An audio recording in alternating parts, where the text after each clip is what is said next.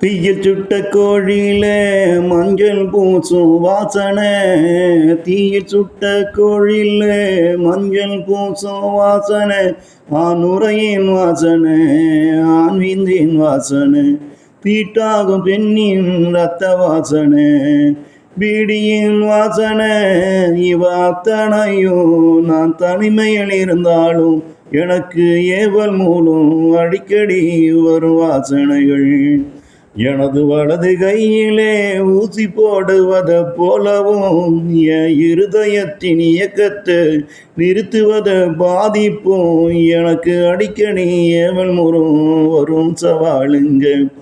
எனது வலது கையிலே ஊசி போடுவத போலவும் என் இருதயத்தின் இயக்கத்தை நிறுத்துவதே போலவும் பாதிப்பு எனக்கு அடிக்கடி ஏவல் முறும் வரும் சவாலுங்க.